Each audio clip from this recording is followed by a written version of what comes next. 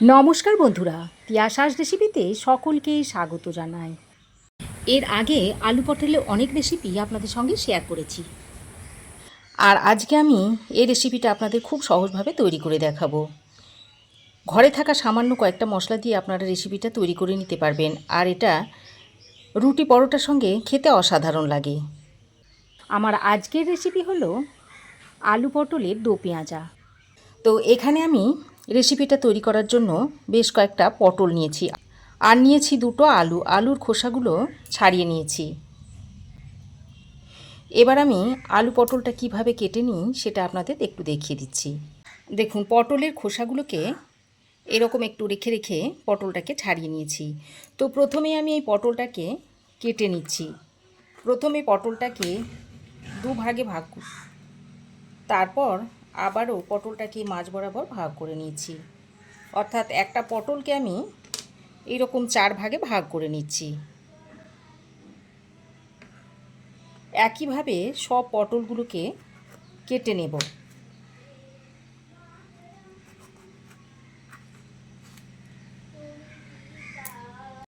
তো সব পটলগুলো আমি এরকম লম্বা লম্বা কেটে নিয়েছি। এখন এই পটলগুলোকে একটা প্লেটের মধ্যে তুলে রেখে দিচ্ছি।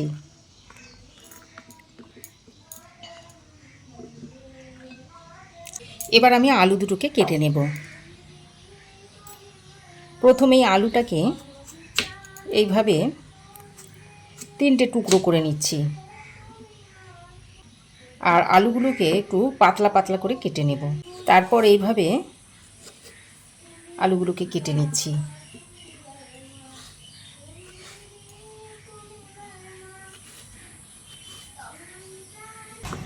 তো আলুগুলোকে এরকম একটু পাতলা পাতলা করে কেটে নিয়েছি। এবার আলুটা কেটে নেওয়ার পর সরাসরি আলুটাকে জলের মধ্যে ডুবিয়ে দিচ্ছি, তা না হলে আলুটা লাল হয়ে যাবে। এবার কড়াই গরম করে দিয়ে দিচ্ছি সর্ষের তেল। তেল ভালোভাবে গরম হয়ে এলে এবার কেটে রাখা আলুগুলোকে দিয়ে দিচ্ছি।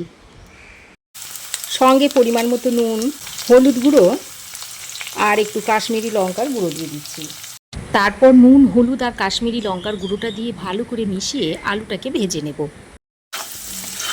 আর আলুটাকে এমনভাবে ভাজতে হবে যেন আলুটা 90% মতো সেদ্ধ হয়ে যায়। ঠিক সেরকম করে আলুটাকে ভেজে নিতে হবে। আমি কাঁচা আলু দিয়ে রেসিপিটা তৈরি করছি, তবে আপনারা চাইলে আলুটাকে একটু ভাপ দিয়েও রেসিপিটা তৈরি করে নিতে পারেন। তো দেখুন বন্ধুরা, আলুটাকে আমি 80 থেকে 90% মতো সেদ্ধ করে নিয়েছি, আর খুব ভালো করে ভেজে নিয়েছি। আর দেখুন কালারটা কত সুন্দর এসেছে। এবার এই ভাজা আলুগুলোকে তুলে নিচ্ছি। আলুটা ভাজা হয়ে গেলে ওই তেলের মধ্যে আমি পটলগুলোকে দিয়ে দিচ্ছি। সঙ্গে পরিমাণ মতো নুন, অল্প একটু হলুদের গুঁড়ো আর একটু কাশ্মীরি লঙ্কার গুঁড়ো দিয়ে দিচ্ছি। তারপর পটলগুলোকে হাই ফ্লেমে একটু ভেজে নিচ্ছি। আর এই পটলগুলোকেও বেশ সুন্দর করে ভেজে নিতে হবে, যাতে পটলগুলো 90% মতো সেদ্ধ হয়ে যায়। তো দেখুন, পটলটাকেও ভেজে এই 90% মতো রান্না করে নিয়েছি বা সেদ্ধ করে নিয়েছি। এবার এই পটলটাকেও তুলে নিচ্ছি, তুলে এই আলুর সঙ্গে রেখে দিচ্ছি।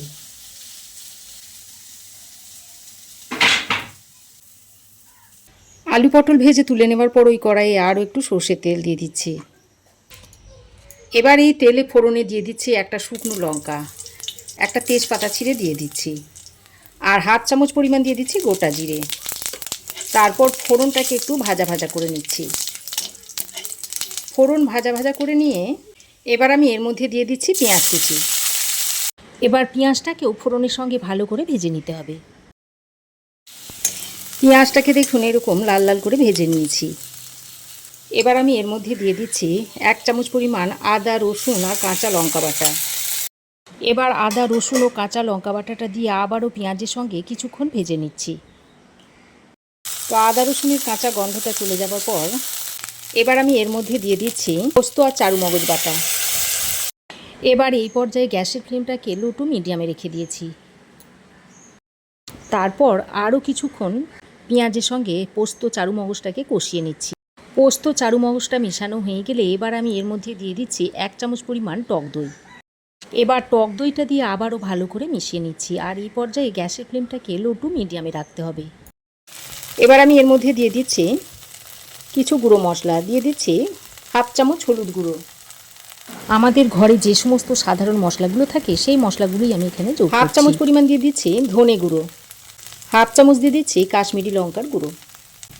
এবার মশলার বাটিতে অল্প পরিমাণে একটু জল নিয়ে সেটা দিয়ে দিলাম, যাতে মশলাটা পুড়ে না যায়। তো মশলাটাকে খুব ভালো করে কিছুক্ষণ কষিয়ে নিচ্ছি। গুঁড়ো মশলাটাকে দিয়ে মশলাটাকে খুব ভালো করে আরও 2-3 মিনিট কষিয়ে নিয়েছি। এবার আমি এর মধ্যে ভেজে রাখা আলু আর পটলটাকে দিয়ে দিচ্ছি। ওরই সঙ্গে স্বাদ মতো নুনটাও দিয়ে দিচ্ছি। এবার ভাজা আলু পটলটা দিয়ে মশলার সঙ্গে ভালো করে মিশিয়ে নিচ্ছি। ভাজা আলু পটলটাকে দিয়ে মশলার সঙ্গে বেশ খানিকক্ষণ মিশিয়ে নিয়েছি।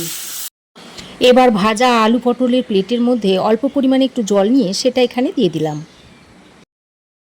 তরকারিটা যেহেতু মাখো মাখো রাখবো তাই আমি অল্প পরিমাণে একটু জল দিয়েছি। জল দিয়ে ভালো করে নেড়েচেড়ে মিশিয়ে নিয়েছি। পটল আলুটা ওদিকে রান্না হতে হতে এদিকে আমি একটা ফ্রাই প্যান গরম করে এর মধ্যে দিয়ে দিচ্ছি 1 চামচ পরিমাণ সাদা তেল।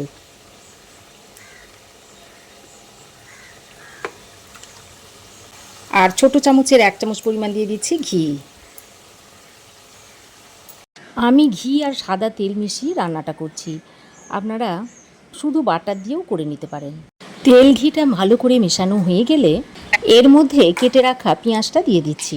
চিলি চিকেন করার জন্য আমরা যেভাবে পেঁয়াজ কেটে নিই ঠিক সেইভাবে দেখুন পেঁয়াজটাকে কেটে নিয়েছি। এবার ঘি তেলের মধ্যে পেঁয়াজটাকে এইভাবে একটু সতে করে নিচ্ছি।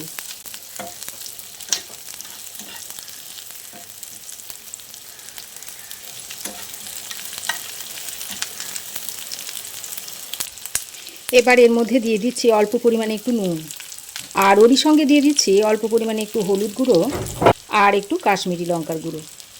তারপর পেঁয়াজের সঙ্গে ভালো করে মিশিয়ে নিচ্ছি।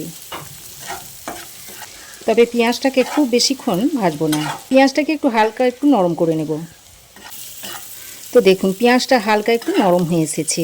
এবার এই পর্যায়ে কেটে রাখা একটা টমেটো দিয়ে দিচ্ছি।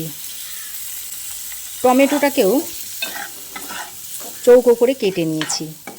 তবে টমেটোটা দিয়ে খুব বেশিক্ষণ ভাজবো না, হালকা একটু টমেটো নরম হয়ে এলেই নামিয়ে নিতে হবে।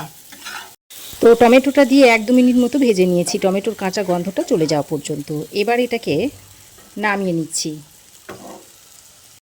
তারপর এদিকে দেখুন যে আলু পটলটা রান্না হচ্ছিল সেই আলু পটলটা দেখুন ভালোভাবে সেদ্ধ হয়ে গেছে। এবার আমি এর মধ্যে ঘিয়ে ভাজা পেঁয়াজ টমেটোটা দিয়ে দিচ্ছি। এবার একসঙ্গে সব কিছুকে ভালো করে মিশিয়ে নিচ্ছি। তারপর এইভাবে আরও 1-2 মিনিট মতো রান্না করে নেব। সব শেষে উপর দিয়ে 2টো চেরা কাঁচা লঙ্কা দিয়ে দিচ্ছি। আর ছোট চামচের 1 চামচ পরিমাণ গরম মশলার গুঁড়ো ছড়িয়ে দিচ্ছি।